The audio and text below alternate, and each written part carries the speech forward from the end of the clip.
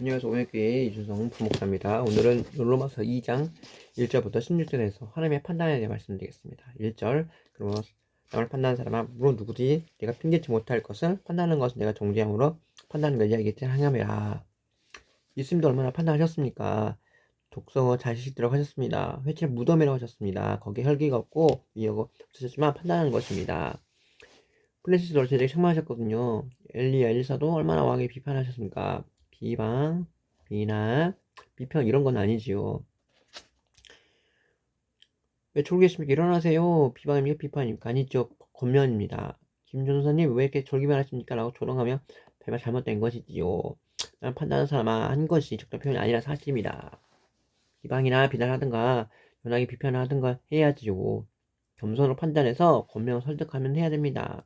2절 일행한 자에게 하나님의 판단 진리로 줄 누가 아노냐. 이러니 무엇입니까? 다른 사람을 비판하는 거예요. 마음속에 죄의 법칙이 있잖아요. 그러면 다른 사람의 죄를 행하는 거예요. 다른 비방하고 자기의 죄를 가지고 있잖아요. 말하는 사람을 마음속에 보게 되는데 좋게 된 것보다는 은근히 나쁜 말 가지고 간다는 거예요. 위선적인 말이 많죠. 3절 이런 일 행한 자에게 판단한 것도 같은 행한 사람아 너희 하나님이 피한 줄 아느냐. 다른 사람을 정죄하고 비평하는데 너 자신을 바라보라고 너에게 돋보겠다는 것이지요. 사람 누구나 로마서 7장처럼 죄 법칙이 있는 것은 있는 건 아닙니다. 또 죄 법칙이 있고요. 사람 마음씩 가지고 판단을 염려해주고 사랑을 해주고 위로해주고 도와준다면 참된 사랑 실천이지요.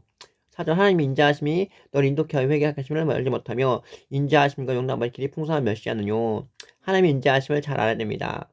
하나님의 풍성한 인자, 오래 참 사랑을 무시하는 멸시해서는 안 됩니다. 여기서 예수님 판단하시고 여자 잘못해서 요거를 용서하셨습니다. 판단하지 말라고 하면 예수님도 걸려줄 수밖에요. 다른 사람의 나쁜 점을 부족한 점을 생각할수록 결정적으로 판단해야 상담할 수도 있고 교육 지킬 수 있다는 것입니다. 5절 다만 내 고집과 회개치 않은 마음을 따라 곧 진노의 날에 하나님의 의로우심을 판단하다는 것이라 사람을 정죄하고 비판하고 용서하지 않고 그런 사람들 향해 말씀하신 것입니다. 자기 눈 속을 들 거를 보지 못하고 다른 피를 낸다면 죄짓고 사람 향하여 너 자신 알라라고 말씀이 있습니다. 자신 먼저 회개해야 됩니다. 6절 하나님께서 판단하신 사람에게 보응하시되 이것은 행하신 데 갚은 자는 심은 데의 원리 법칙입니다.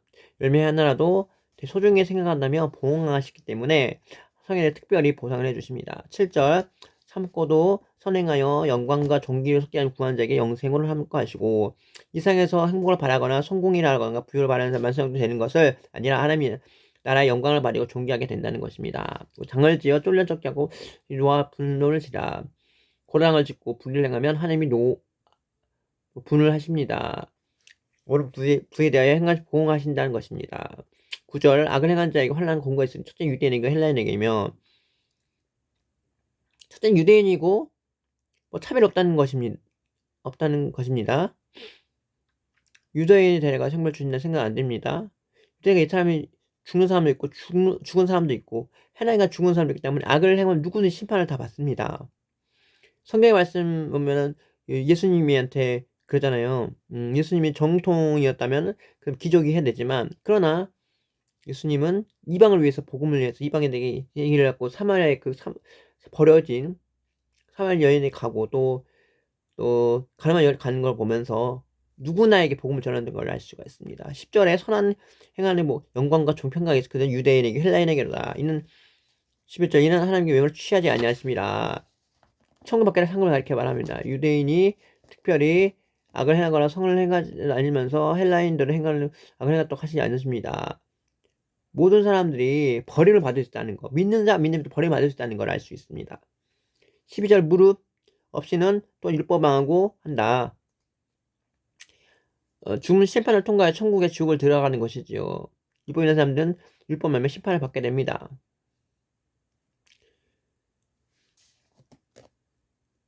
구약시대에도 속죄를 제사하든가 정결을 얻으라 말씀은 예수님께서 이 땅에 오신 것입니다. 속죄 제사는 이 구약에서는 소나 또 흠없는 숫소나 그리고 돈이 없어 비둘기 같은 걸 통해서 제사를 지었습니다. 13절입니다. 하나님 앞에서 듣는 자가 의인이 아니요 오직 율법만 자가 의롭다 하시면 어디니라. 율법 알기는 실천하지만 아무 소용이 없습니다. 율법을 범하고 생을 떠나면서 있죠. 이를 내가 태어나 얼마 안 되는 경우 아이들 것 같습니다. 죄악 불신자가 태어났다가 또 우려와 호흡이 열린 거 봅니다. 죄의식할 때부터 확실하게 드러나지요. 뱃속의 아이들이 분명히 죄가 없습니다. 원죄를 가지고 있어 죄인이란 것입니다. 오직 율법을 해야 의롭다 하시면 얻음이 있느니. 그러나 율법 원죄 행할 수 있는 건 사람이 없고 누구나 원죄를 가지고 있기 때문에 죄인이 할 수 있습니다. 그래서 율법을 아주 흠없이 자행하는 사람이 예수님을 통해 속죄 은총을 받고 가야만이 인정할 수 있다고 봅니다. 이 중간에 어떤 것이 아니라 예수 그리스도의 십자가를 통해서 우리 구원이 이루어지는 것을 알 수가 있습니다. 그래서 어떻게 예수님으로부터 구원을 받는 것인가? 예수님을 통하지 않고는 누구도 구원 없다고 사도행전에 나오죠. 신약수본에는 구약에는 속죄된 사건이 없는데 예수님이 할 수 있느냐고 반문을 합니다. 그래서 그걸 따먹고 예수님을 세상을 통해 속죄제물 내시고 대전 예수님을 통하여 계획을 암시해 주는 것입니다. 선악과 안정과 선악과를 따먹고 무화과 나무 잎에서 잎을 따서 몸을 가리게 되잖아요. 짐승을 가지고 가족을 입혀 주시지요. 노아 방주 말미암아 이 역시 하나님을 통해 구원을 얻게 되죠. 그래서 그 역시 마찬가지입니다. 석가가 공자 소크라테스가 구원을 받았다면 바로 내가 상전 말씀 상전 십자가에 통해서 예수님 천국에 들어갈 수 있다는 것을 알 수가 있습니다. 예수님을 통해서만 구원을 얻을 수가 있습니다.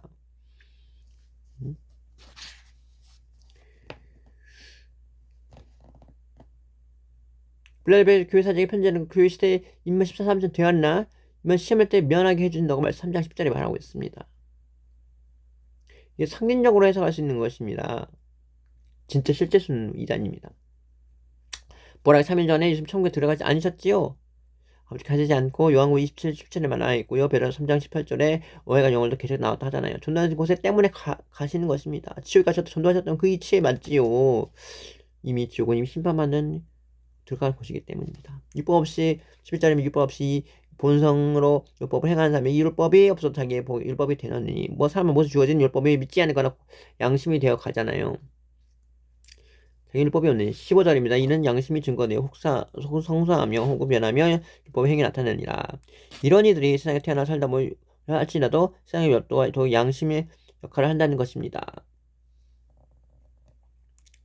내우기에서 악을 행하도 살아야 되나 차라리 목숨을 먼저 해야 되나 이런 갈등이 있잖아요. 생각 성수하며 말씀하는 거예요. 풍성한 지생 아니지요. 성과 악을 풍성할 때가 아니라고 봅니다. 소크라테스 공자 훌륭하신 분도 있지만 하나님의 주신 법도는 아니라는 거예요. 말씀 신발 요마스의 말씀 어떻게 해석하는가? 율법이 신약의 말씀을 거기에 다 새겨드는가 말씀을 가르쳐 말하고 있습니다. 율법을 하나님이 섬겼잖아요. 예수 그리스도의 은총을 구원을 받는 거지요. 이것이 연례 들어간 것입니다. 염소나 송아였던 게 제를 나고 제자를 듣게 되었고 구약시대 제자를 든 사람이 다 믿게 되는 거니까 교육받게 하시는 거예요.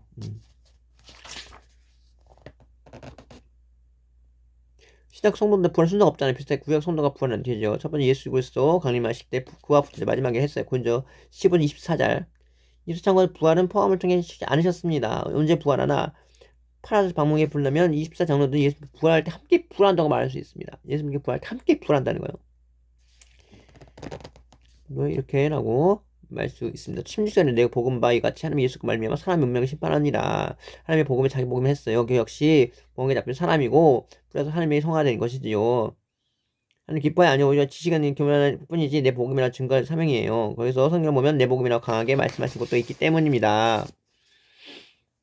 예수 그리스도 말미암아 운명을 심판할 그날이라고 말하고 있기 때문입니다. 모든 것이 하나님의 심판 때에 확실하게 나타나게 됩니다. 자문의 용서보다 나는 그러지 않겠습니다라고 성령께서 인도하지 않으면 또 조매에 빠집니다. 승리하게 도와주옵소서. 이를 다시 주지 않으려고 노력 가운데 하는 은혜를 점진적으로 정화가 되고 있다고 했습니다. 네, 이상입니다. 감사합니다.